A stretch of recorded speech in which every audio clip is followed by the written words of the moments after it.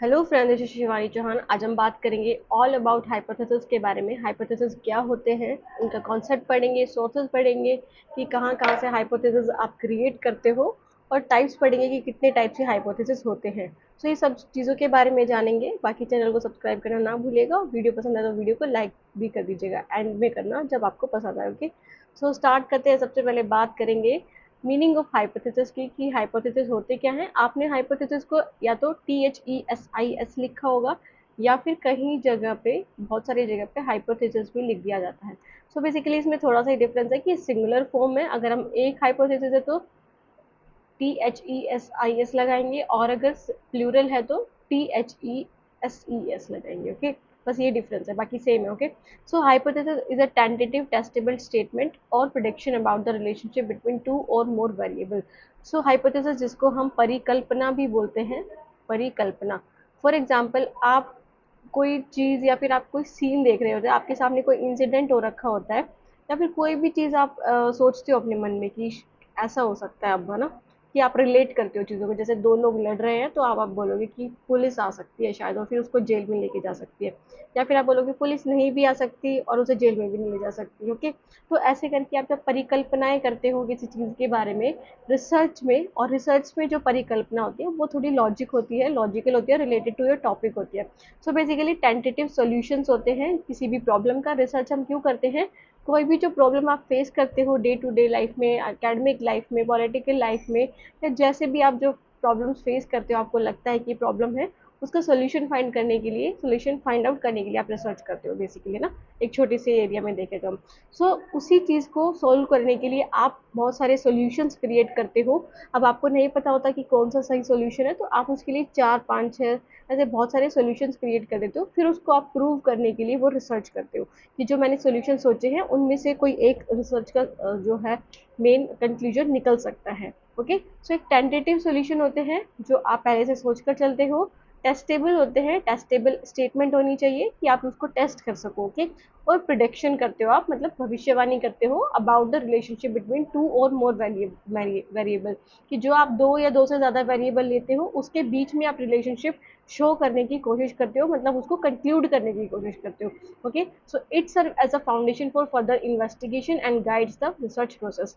सो basically आप further कैसे investigate करोगे, आपको एक तरह से पाथ मिल जाता है रिसर्च के जरिए कि आपको आगे क्या करना है, कैसे करना है। ओके, तो आपके लिए इन्वेस्टिगेशन के लिए, आपकी जो रिसर्च की इन्वेस्टिगेशन आप करोगे उसके लिए आपको एक करेक्ट पाथ मिल जाता है, जिस पर आपको चल के उसकी जो सोल्यूशंस हैं उसको प्रूव करना होता है या फिर डिसप्रूव करना होता है।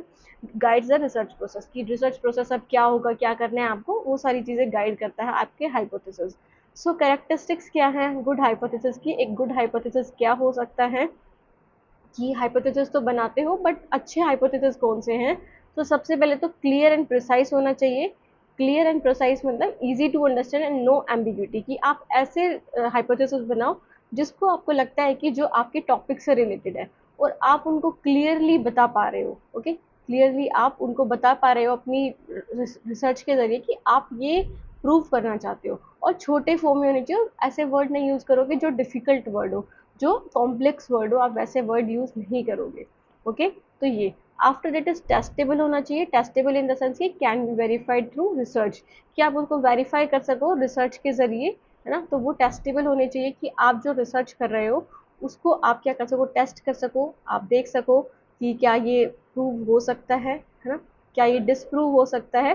तो आप बेसिकली आप उसको टेस्ट कर सको, तो टेस्टेबल होने चाहिए। फॉल्सिबल होने चाहिए, फॉल्सिबल इन द सेंस कि आप उसको रॉन्ग भी प्रूव कर सकते हो। ऐसे स्टेटमेंट या फिर ऐसे हाइपोथेसिस आप नहीं क्रिएट कर सकते, जैसे meditation meditation helps in cooling your mind.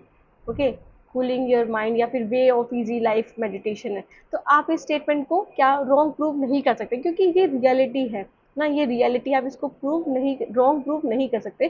तो ऐसी स्टेटमेंट्स आपको लेनी होती है, ऐसे हाइपोथेसिस आपको क्रिएट करने होते हैं जो आप प्रूव कर सको रॉन्ग, इसको आप रॉन्ग प्रूव कर सकोगे।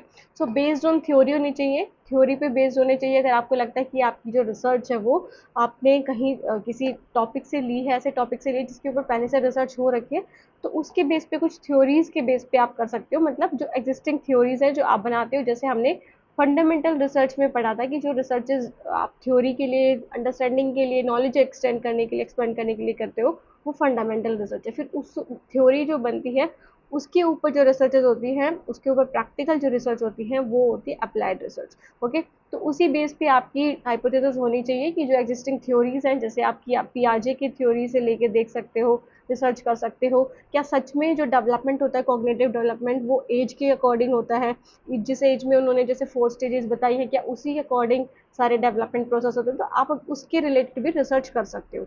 ओके, वो थ्योरी पे बेस्ड है। सो स्पेसिफिक एंड फोकस होनी चाहिए कि आपकी जो रिसर्च है वो उसका एक डिफाइंड स्कोप होना चाहिए। आपकी जो हाइपोथेसिस है, आप डिफाइन कर दोगे कि आप कौन से टॉपिक पे कर रहे हो और कौन कौन से जो आप वेरिएबल्स लोगे। ओके, कौन कौन से वेरिएबल्स लोगे, मतलब कौन कौन से चर या फिर आप बोल सकते हो तत्व लोगे जिसके ऊपर आप रिसर्च करना चाह रहे हो, आप वो पहले से ही एक्सप्लेन कर दोगे। लॉजिकल होने चाहिए। अब इलॉजिकल तो कोई भी सेंस नहीं बनाएंगे, तो जो थ्योरेटिकली सेंस करे, जो आपको लगता है कि वो हाँ हो सकते हैं, वैसे आपको हाइपोथेसिस बनाने हैं। वेरिएबल्स को रिलेट करना, कि एटलीस्ट आप 2 फैक्टर्स लो, 2 वेरिएबल्स लो जिसको आप रिलेट कर सको, है ना, जिसको आप रिलेट कर सको, ऐसे 2 फैक्टर लो। मतलब एक इंडिपेंडेंट वेरिएबल ले सकते हो, आप डिपेंडेंट वेरिएबल ले सकते हो कोज एंड इफेक्ट जानने के लिए। ओके, फिर उसके बाद है ऑब्जेक्टिव होना चाहिए। ऑब्जेक्टिव इन द सेंस कि आपकी बायसनेस इंक्लूड नहीं होनी चाहिए आपके, दैट इज आपके हाइपोथेसिस में, वो आपके टॉपिक से रिलेटेड होना चाहिए, जो आपका टॉपिक कहना चाह रहा है उसी से रिलेटेड आपके हाइपोथेसिस होने चाहिए। प्रिडिक्टिव होने चाहिए कि आप ये नहीं कि आप सिर्फ आज सोच रहे हो तो आज के लिए नहीं, आज के लिए नहीं, वो आगे मतलब बहुत दिनों तक के लिए या फिर लॉन्ग टर्म उसका क्या प्रभाव पड़ेगा। फोरकास्ट आउटकम और रिलेशनशिप, जो आपकी जो आउटकम्स है, जो आप लग रहा है आपको कि ये रिजल्ट आ सकते हैं, उस पर रिलेटेड होने चाहिए, उससे रिलेटेड होने चाहिए। ओके, प्रिडिक्टिव होने चाहिए कि आप आगे की सोच रहे देख रहे हो कि आगे क्या हो सकता है, रीजन। ओके, क्या सीन हो सकता है। ये क्या है, करेक्टरिस्टिक्स ऑफ गुड हाइपोथेसिस, कि आप एक हाइपोथेसिस, एक अच्छा हाइपोथेसिस कैसे क्रिएट कर सकते हो। उसके बाद आ जाते हैं सोर्सेस पे। तो हाइपोथेसिस के सोर्सेस क्या हैं जहाँ से आप हाइपोथेसिस बना सकते हो, क्रिएट कर सकते हो।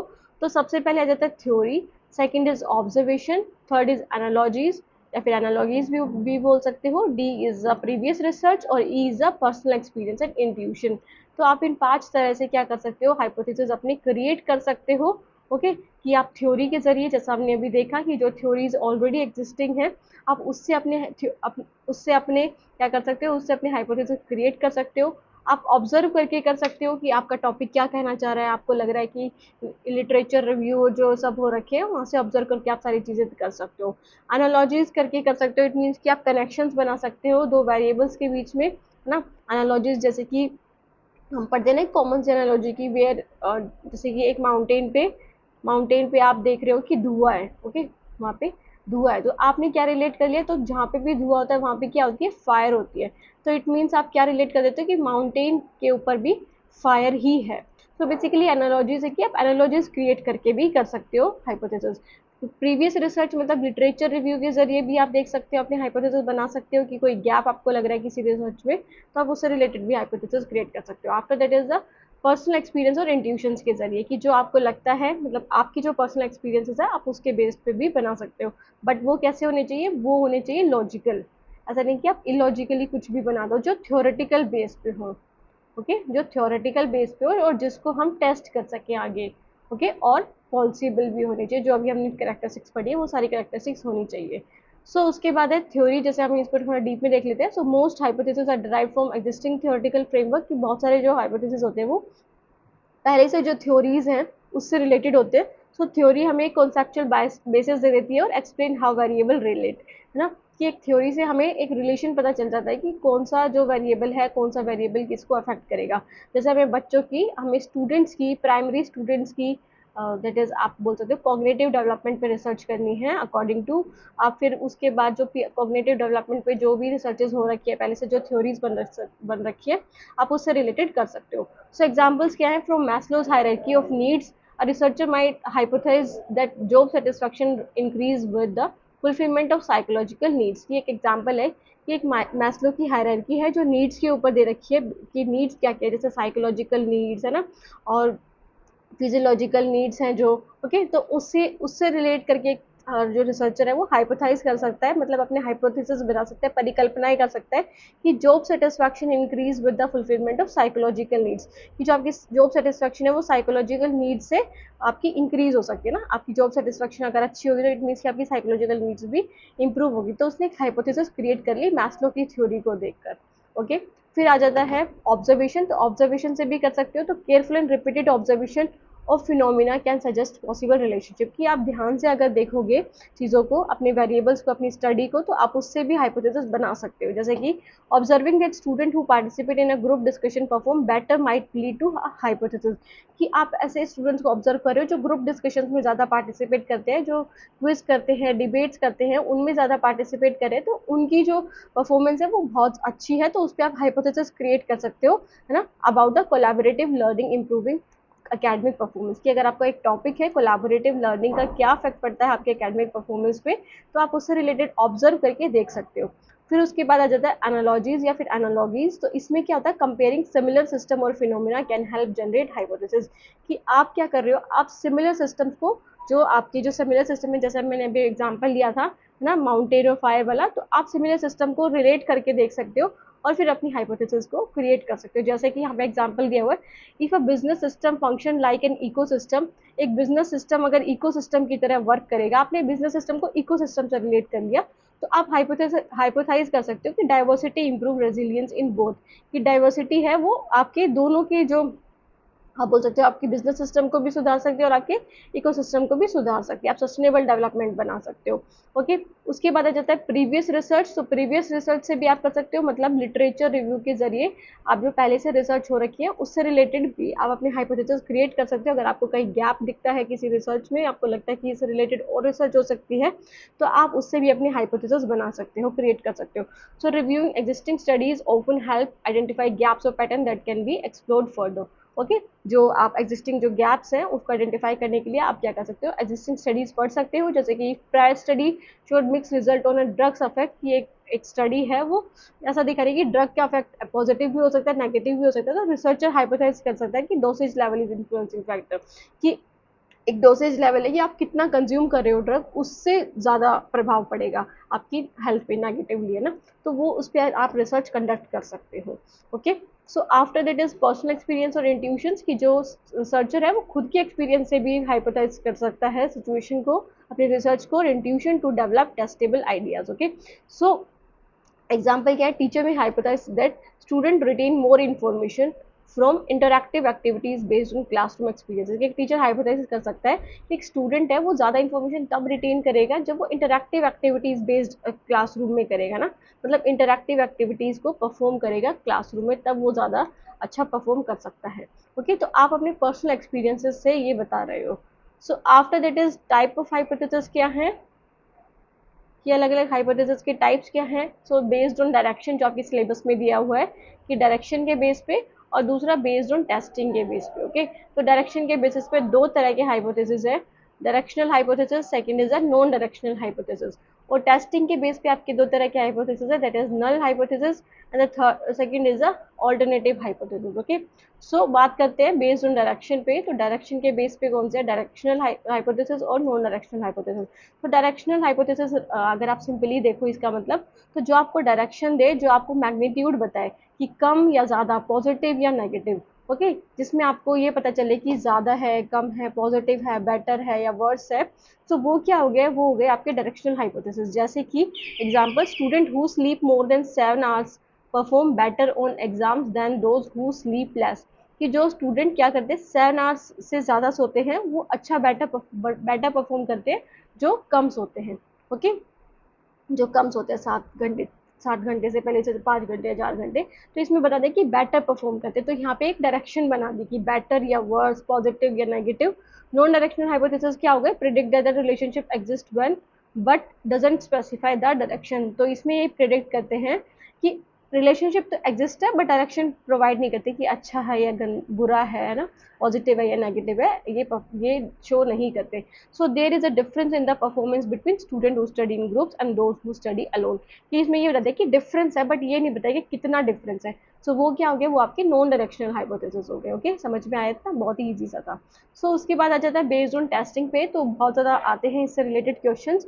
नल हाइपोथेसिस और आपके अल्टरनेटिव हाइपोथेसिस से क्वेश्चंस बहुत ज़्यादा पूछे जाते हैं.